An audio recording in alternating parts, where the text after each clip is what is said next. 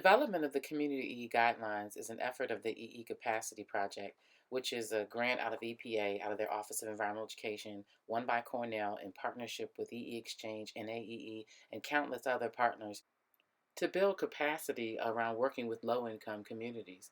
And so these guidelines will complement existing guidelines and excellence that share best practices in the field of environmental education. These are nationally recognized guidelines that laid the foundation for us to now have quality environmental education programming that we can take into distressed communities that consider these wellness issues.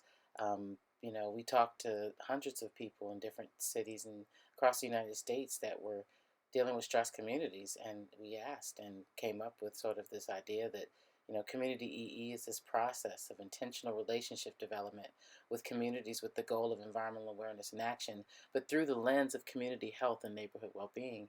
And we thought we nailed it, and people were like, "What are you talking about?" So we had to go back to the drawing board in the winter of 2012 and really start thinking about who are we talking to? Are these community members? Are these environmental organizations? And if so, why? Why would they want to invest in community EE? And what capacities were they bringing to the table? And what were the issues of concern and care that would motivate people to action? When you're not getting food in your neighborhood, it makes you act, makes you work, and it makes you work together. And so thinking about the social capital of who are all these people that are stakeholders in the same things you care about and live in your neighborhood and you work with on a daily basis, and already. And if you don't, you could, because they're there for you to know they're your community.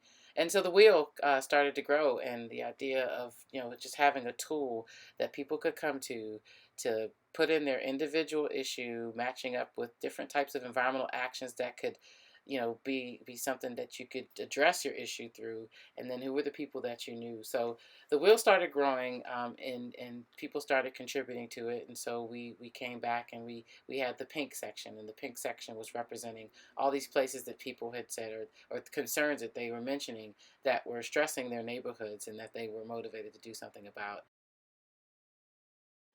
And then matching these concerns up with environmental actions that are going on around them. There's a lot of water quality projects.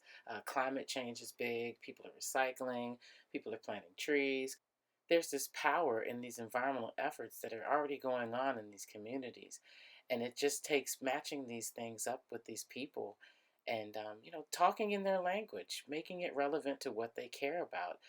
You've got so much wealth in these neighborhoods. Maybe not the financial wealth, but you definitely have the social wealth of all these people who are connected to the same stresses and need the same things. At the end of the day, we all do. So the idea is you go to the community website, to the wheel section, and you get access to the wheel. And you press on the issue that is of concern to you. So say here we say safe space. And then you go around and look at the different environmental issues. Say you select trees. And then this blurb pops out at you suggesting ways that trees might support a safe environment in your neighborhood. So maybe planting trees is a good way to care for something, and in that act of care, you find that healing that helps address the fear associated with living in a stressed community. And it's something small, it's not solving it, but maybe it can alleviate some of that stress.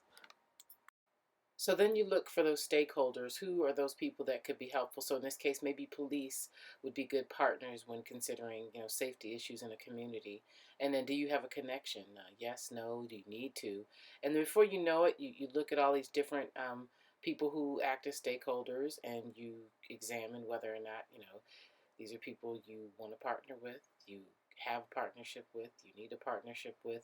And it getting just down to simple things like, libraries, just to have access to free internet. Thinking about this might depend on who you see as stakeholders to your issue, and future allies to what you're trying to do for your neighborhood. So once you've done all this, we're hoping that this could turn into some form of a blueprint that can act as a first steps to putting together a work plan. So we're partnering with the group that we did this ecology map with.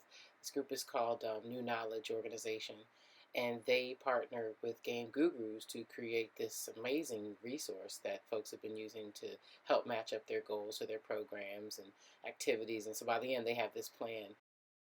And that's what we're hoping for, is that environmental groups and communities can come together to build plans that care for the planet, but also care about the immediate needs and safety and concerns of the communities in these low income neighborhoods.